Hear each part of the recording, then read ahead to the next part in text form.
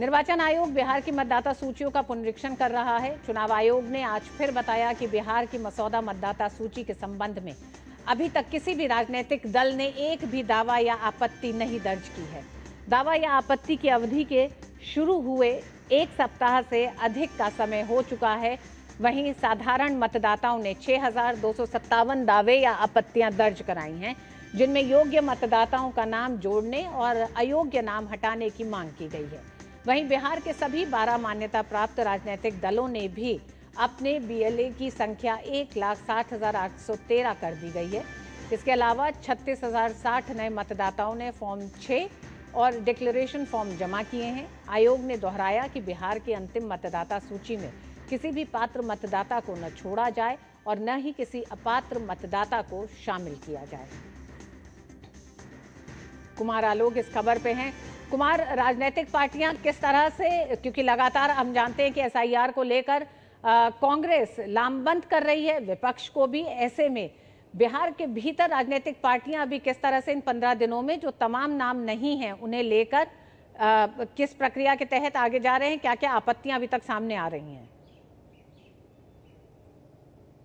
देखिए, अगर हम बात करें पॉलिटिकल पार्टीज की, तो आपने अभी जो लिस्ट पढ़ा लोगों के बीच में कि कितने जो बीएलए तैनात किए गए थे एसआईआर के समय, तो अगर हम देखें तो कुल संख्या उनकी 1,60,000 से ऊपर है। टोटल जो 12 राजनीतिक दल हैं बिहार के, और उसमें से अगर हम 55,000 को काट दें, यानी बीजेपी को हम काट दें, जेडीयू को हम हटा दें, तो लगभग 80 से लेकर 90,000 अपोजिशन के बीएलए एसआईआर की प्रक्रिया में शामिल थे। और आश्चर्य की बात है कि अभी तक, यानी सवेरे 9 बजे जो बुलेटिन जारी किया चुनाव आयोग ने, यहाँ बिहार चुनाव आयोग ने, उसमें एक भी आपत्ति किसी भी राजनीतिक दल ने चुनाव आयोग को नहीं दी है। तो ये दर्शाता है कि जिस तरीके से एक माहौल बनाने की कोशिश की गई थी विपक्षी दलों के द्वारा, और आज भी बनाया जा रहा है संसद में, अगर हम देखें, या आप कर्नाटक के मामले को लेकर जिस तरीके से राहुल गांधी ने कल प्रेस कॉन्फ्रेंस की थी, और बिहार में जो दल है वो भी तमाम तरह की उसमें त्रुटियां निकाल रहे हैं एसआईआर को लेकर के। लेकिन जहां तक दावों की बात है, अभी तक 0 दावे चुनाव आयोग के पास पहुंचे हैं राजनीतिक दल के द्वारा।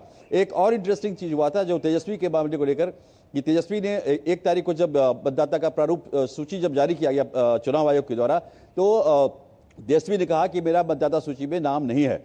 लेकिन जब उन्होंने अपना इपिक नंबर दिखलाया था मीडिया को, तो वो इपिक नंबर था RAB 2916-120।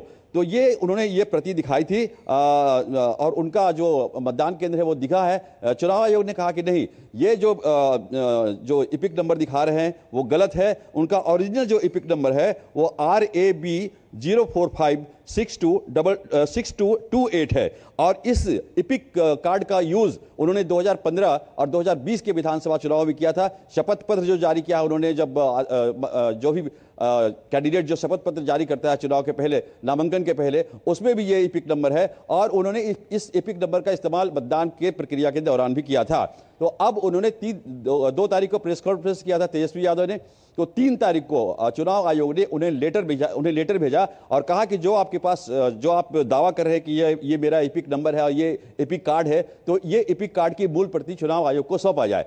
तब हम देखेंगे कि क्या गड़बड़ी है और उस पर हम गहन जांच करेंगे। लेकिन अभी तक उन्होंने उस जो दावा कर रहे हैं कि हमारा जो इपिक नंबर है और उस मतदाता सूची में नाम नहीं है, अभी तक तेजस्वी यादव ने चुनाव आयोग को नहीं दिया। एक बार फिर जो दीघा जो विधानसभा क्षेत्र है वहाँ मतदान केंद्र है तेजस्वी यादव का, और मतदान केंद्र संख्या 214 है, 24 है, और क्रमांक उनका 416 है। ये 416 दर्ज है वहां पर, और उस पर उन्होंने वोट भी किया था। लेकिन जब उन्होंने अपना इपिक कार्ड नहीं दिया चुनाव आयोग को, तो एक बार फिर दीघा के अनुमंडल अधिकारी ने एक बार फिर पत्र लिखा है, और आज शाम 8 बजे, यानी 8 तारीख को आज शाम 5 बजे तक उनसे ये जो दावा कर रहे हैं कि हमारा इपिक कार्ड यही है, उसको चुनाव आयोग को सौंपने की बात कही है। लेकिन अब देखना होगा कि तेजस्वी उस इपिक कार्ड को, जिस पर वो दावा कर रहे हैं कि इस इपिक कार्ड के अनुसार हमारा मतदाता सूची में नाम नहीं है, तो अब क्या निर्णय लेता है, क्या तेजस्वी यादव अपना और जो दावा कर रहे हैं उसको पेश कर पाते हैं चुनाव आयोग को या नहीं। और जब पेश करेंगे, यानी जब सौंपेंगे चुनाव आयोग को, तभी चुनाव आयोग कोई फैसला लेगा। आलोक, अंत में बहुत संक्षेप में ये भी जानना चाहेंगे, क्योंकि विस्तार से आपने काफी कुछ बताया है, नैरेटिव की लड़ाई लंबी चलेगी। बिहार चुनाव है, बिहार चुनाव से पहले एसआईआर की प्रक्रिया, विपक्ष इस चुनाव को लेकर करो या मरो की स्थिति में है, बहुत कुछ स्टेक पे है विपक्ष के लिए। ऐसे में राहुल गांधी और तेजस्वी यादव दोनों ने दो बड़े दावे किए, लेकिन उन दावों को लेकर लिखित तौर पे कुछ भी नहीं चुनाव आयोग में देना चाहते हैं। तो ये उन लोगों की जो तमाम आरोप है उसको लेकर उनकी किस मंशा को दिखाता है? क्या ये महज सिर्फ एक राजनीतिक स्टंट है या फिर इसमें कहीं कोई तथ्य दिखाई देता है? देखिए, जिस तरीके से लगातार लोकसभा चुनाव में हार मिली, उसके बाद जो विधानसभा के चुनाव हुए, महाराष्ट्र हुआ, फिर आपका हरियाणा हुआ, और जो उसके पहले जो चुनाव हुए थे छत्तीसगढ़, मध्य प्रदेश और वहां पर राजस्थान, तो वहां पर जो करारी हार मिली विपक्ष को, खासकर कांग्रेस को, उसके बाद से उन्हें ये हो गया कि बीजेपी का मुकाबला वो नहीं कर पा रहे, एनडीए का मुकाबला वो राष्ट्रीय स्तर पर भी और प्रादेशिक स्तर पर भी नहीं कर पा रहे। यहाँ अगर बिहार की हम बात करें तो बिहार में जो आसन्न चुनाव होने वाले हैं, नवंबर के महीने में चुनाव की तिथि निर्धारित, चुनाव घोषणा होनी चाहिए चुनाव आयोग के द्वारा।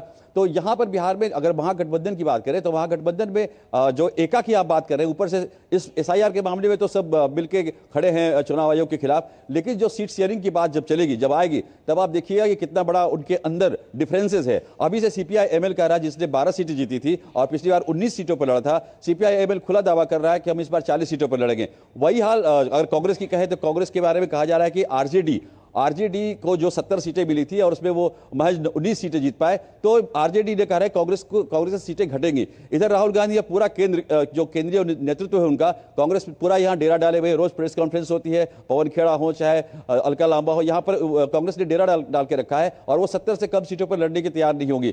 तो देखना होगा कि जब सीट शेयरिंग की बात होगी, अभी तो एसआईआर पर सब एक साथ है, लेकिन जब सीट शेयरिंग की बात हुई तो बड़ा भुजाल महागठबंधन के अंदर आ सकता है। चुनाव आयोग पे बड़ा हमला बोला। चुनाव आयोग ने कहा कि लिखित में दीजिए, तो चुनाव आयोग ने भी इन दोनों नेताओं के लिए एक फांस भरा, एक तरह से उन्होंने अपनी तरफ से एक प्रस्ताव रख दिया है कि आप लिखित में लेके आएं और उसका जवाब फिर दिया जाएगा। देखना दिलचस्प होगा ये पूरा मामला कैसे आगे बढ़ता है। बहुत बहुत धन्यवाद आलोक अभी तक की जानकारी के लिए।